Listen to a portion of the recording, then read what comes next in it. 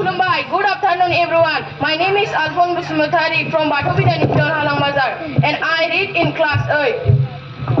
I feel extremely delightful being able to recitation an English poem in front of you all.